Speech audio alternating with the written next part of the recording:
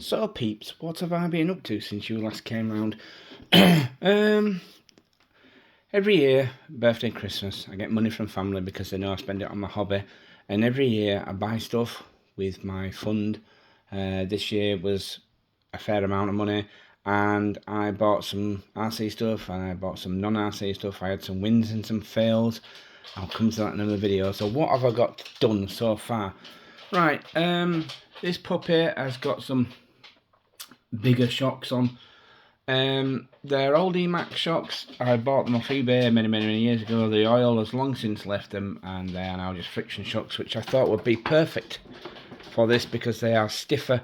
If you're wondering what's wrong with it, one of the links is broken and it's ready to fall apart. But I've got all the metal rod ends. That's what it is. One of the plastic rod ends has come off. So what have we done with this puppy? Right, new shockers, new. You're not really seeing it there, but it's a 35 kilo servo. Now that's at 7.4 volts. It's only going to be getting 6 volts, so that's 28 kilos, which is got to be far better than the fake Tower Pro servo that was in it. Now it's one of these. Tech. I don't know how good they are, but we'll see, won't we? Right, so that was a win. Ding. The loss, another win. I bought one of these. I've wanted one of these for years, and they've always been really expensive. And I just thought, you know what, this year, damn well, I'm going to get one. £8.50. £8 pounds. £8.50. So that has already paid for itself in just making my life so much easier. Just like if you're working, you want to get the wheels off and support the front axle with that. Brilliant. So I've used it so much. What else have I done? Oh yes, another win was I bought myself a Venom 3-cell. I have no 11 volt batteries. I had one of those Turnigy 2.2s and blew it up powering something way too powerful for it. Now this, as you can see, is 50C. So this is to power this, because this is now Hobbywing Fusion SE powered. The reason why I bought that 3S battery over the other ones is because it comes with multi-connectors. It's got the XT60 connector, is it?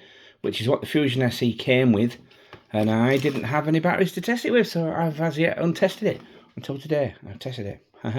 Right, so I bought that because it came with a Dean's connector, an EC3 is it connector, and a Traxxas connector. So I can now use this battery in any single car I own. Whoosh, mic drop. Finally. Connectivity has been a problem with my batteries in the past. I've either had to change connectors or buy adapters, and it's like, finally I've got a battery that will work in every car I own. I haven't got any with an EC3 connector, but hey, there we go. Right, so the Land Rover, what have I done? I have reapplied the light bar. I took this off for two reasons. One, when I switched to the well, I had a ESC in it, and I switched to another ESC. And when I had the original ESC, it was really bright, and then when I switched to the later ESC, it was not. So I'm guessing one of them had a 6 volt output, and one of them had a 4.5 volt output. The Fusion SE, I've got one of those little program boxes lying around somewhere. Hang on, bear with me. In fact, as I'll go as to say, I have two of these now. If anybody can help me, because people keep telling me the digital one won't work with the later motor, but I have the older one that has a little LED display and the buttons on the front. That one will. Now I have them both. I can only find this one. I can't find the other one, so I'll try it and see how it goes. If there's any reason why the older one works and the new one doesn't, or whoever told me that is wrong, I don't know. Right, so I have a few issues with this. I've switched the gearbox now. I'm going to put the phone down while I take the top off, and I'll show you. Oh, I can tell you. I can show you one right off the bat. I had to make a hole. Oh, you can't see it. There is a hole in the floor. You can see the motor. You can see the Fusion motor there. Yeah. Misjudged things. Now, that will also come to my second problem. Right, now the lights are connected and the motor's working, but I've not set it up properly. And secondly,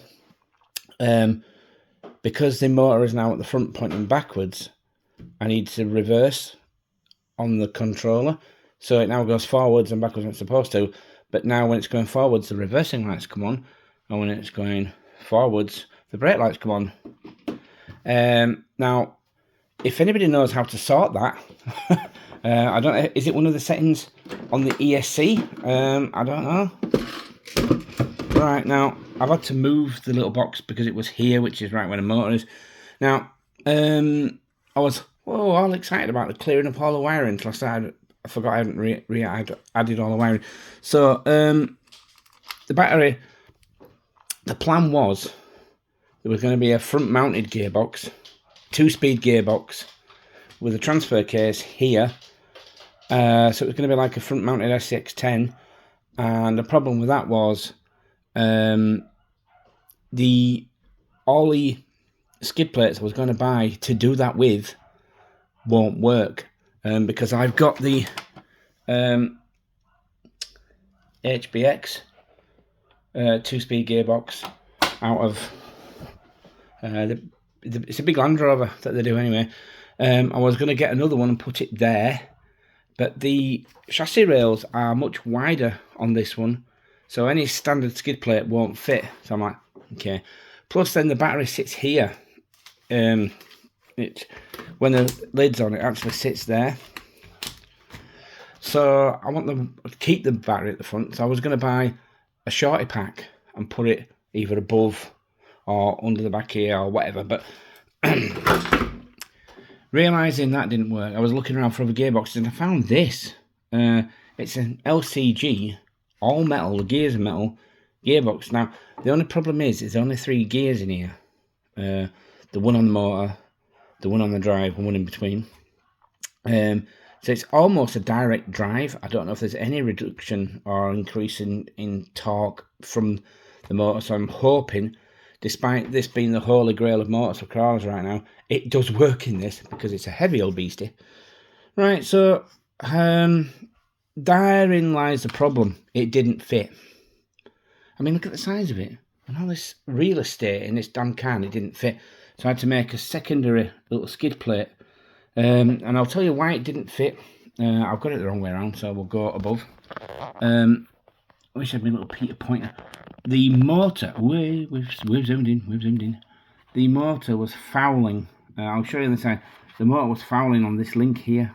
On this link here. So I had to move it to the middle. Further, and then it started to foul on bodywork, and I'm like, no. I spent nearly 30 quid on this gearbox. I thought it's damn well going to work, because I already took the gearbox out of this and built another chassis with it.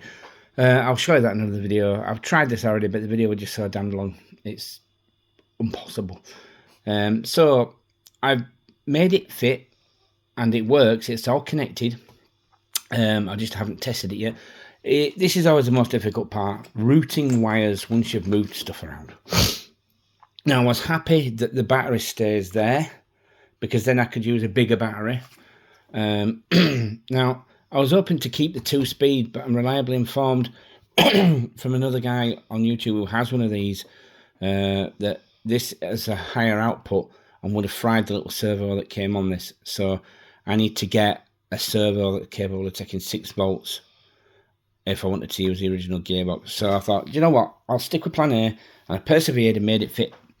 Like I said, I made this secondary little skid plate. It's this is screwed into that from underneath, and then that is screwed into this from there. So it's mounted. I'm hoping it's rigid enough that the torque doesn't bend it. It's only thin aluminium. So once I've routed all the wires, we're good. We're golden. Yeah, that's pretty much all I've done. Now, if you stay till the end of this, I'll discuss the fails with you, because I've proper pissed myself off. Not pissed myself. Well, I have done in the past. Yeah, no, I'm going to leave it at that. So yeah, I'm going to replace the links on this puppy. And then it's just a matter of putting the electronics in. and giving it another go. I am going to have to make, I don't know if I mentioned this in previous videos, but I'm going to have to make a fiberglass. I've got some fiberglass resin and lots of material to use as matting. You have to make a fiberglass body for this because it is literally falling to pieces. I don't know if it was on the video that I deleted because it's too long or what, but it's cracking here. The door is broken there. The body has snapped completely there. That is no longer attached to the roof at all, and it's cracking around this edge here.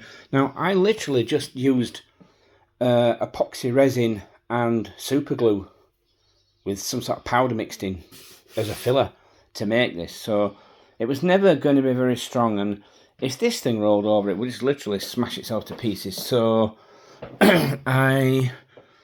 while I'm making the links work, I have another body shell. It's a Lexan 1/6 scale.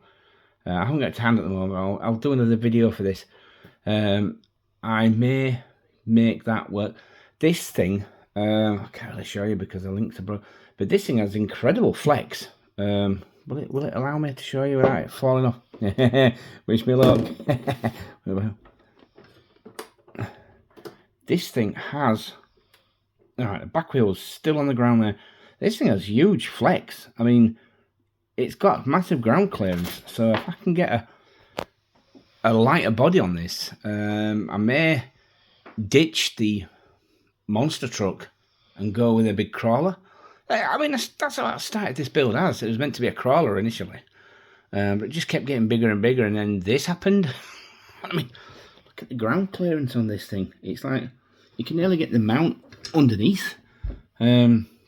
I'll have to get my Blackfoot out to show you at some point. Anyway, so thanks for watching, guys. I'll go over the debacle that is my mini Blackfoot replicas on the next video. Yeah, because I'm going to make as many Tamiya RC cars in 1/64 scale as I can. I've got two Blackfoots, the King Blackfoot and the original Blackfoot. I've got a King Cab and a Clodbuster.